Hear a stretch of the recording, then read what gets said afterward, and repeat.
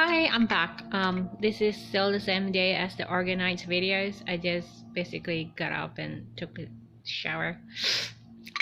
And I'm drinking my vinegar water. Also, I bought this metal straw yesterday from the Mind Body Festival as well. I don't like the sound that it makes, like clinking, clinking, but I actually quite enjoy the fact that it's not plastic, so I don't have to keep replacing them. I know I'm supposed to be environmentalist. No, I have to be like environmentally aware. But to be honest, I'm not really doing it for the environment. I'm doing it because it's actually practical and probably cost me a lot less money if I just buy something that is not disposable. Anyway, so this week I wanted to talk about um, comparing yourself, because yesterday what happened was I basically bumped onto a high school friend with her family, her husband, and then her two daughters that was basically 7 and 10 years old. Like, we are basically the same age, we were born in the same year, and our lives could not be different, and I guess, like, if I'm comparing it with my middle school friend, I would not be as I would not be as depressed. Well, it's not really depressed. I'm not really down. I'm not experiencing any form of depression. It's just a slight mindset that I feel like I'm still stuck with, which is I feel like comparing we are the same age. We went to the same school and our lives are so different. And I definitely don't know what's going on in her life. Like, we were never friends. We were never like close friends. We're just like acquaintances.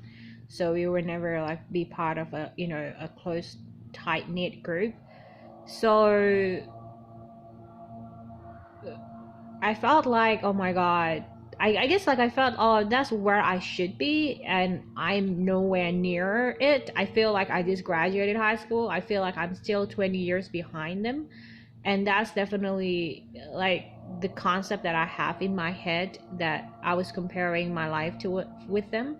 And it was, I don't it's like I don't feel, like when you feel, it's like it's in your body, right? So right now it's in my head. It hasn't really traveled down to my body yet.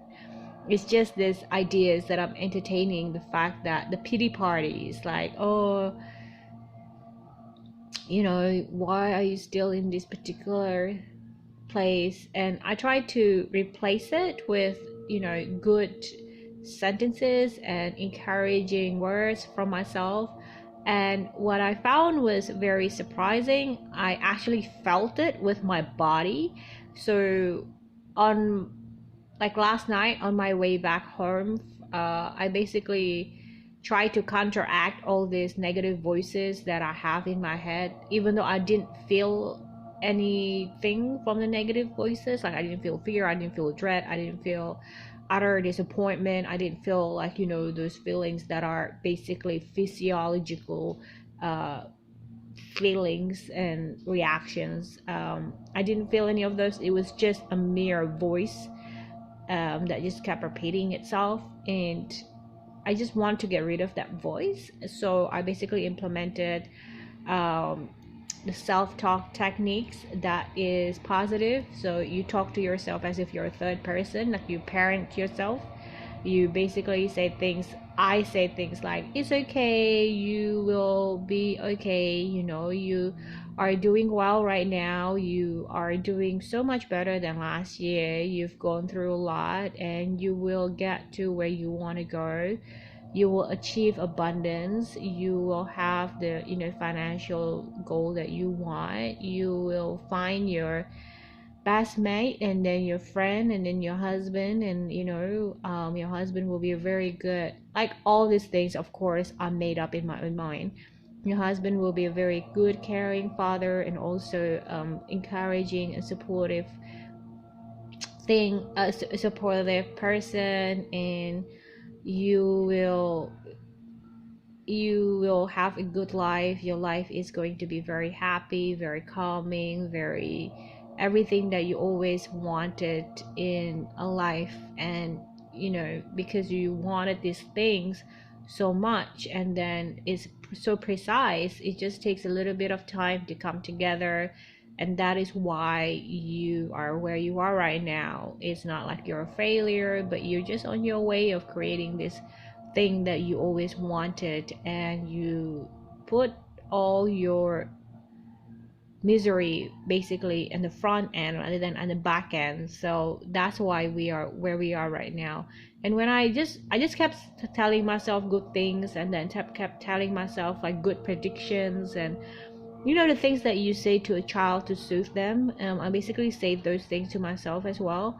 And the amazing thing is, as I'm saying this in my own head as I'm walking back to the station, ready to catch a train home, I basically teared up, and my body basically reacted to these positive voices that I basically inserted in my own head. And my body relaxed a lot, and I felt like relief, and I felt like I was going to cry. I felt like my heart opened up, and like love basically being radiated from the center of my body.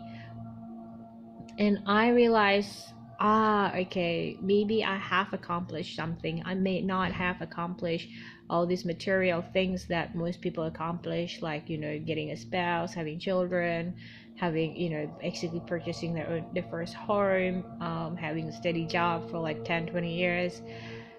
I didn't have these things, but what I have is something that I have wanted to chase my whole life, and now I have it, which is the power over my own emotional state in my own body. And that is a powerful thing. I basically able to resist to feel negative emotions based on like this negative and criticizing, and basically this destructive commentaries in my own head. And yet I managed to not feel those, but I managed to feel the flip side of that, which is the positive things, and basically managed to activate the energy center in my own body with love, with gratitude, with hope, with light. And that used to be something that I was just believing in theory. That's just something that I read in books. That used to be something that I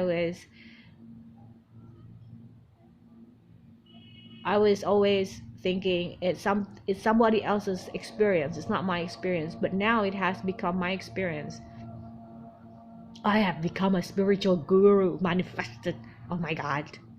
But yeah, so that was my lesson, right? Like my lesson from yesterday is basically to talk to yourself and get onto your side, your team, very rapidly, and to turn it around very quickly. Basically, to take the narrative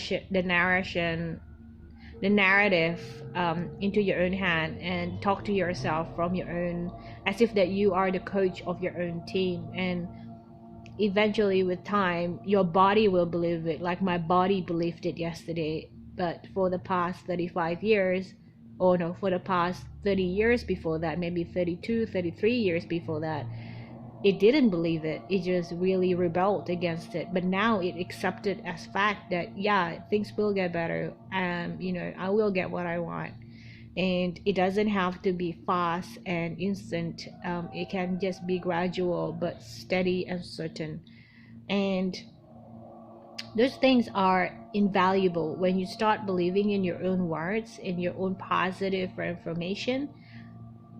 That is powerful, because the world has no longer have power over you. Now you have full control over yourself, and that's not something that you can pay to have anywhere in the world. That's something that you have to cultivate in your own personal life. So that's my lesson for this week. I hope that was helpful somehow, some way, and I hope it's coherent. Anyway, I'm gonna back sucking my vinegar water. I will see you next week. Bye everyone.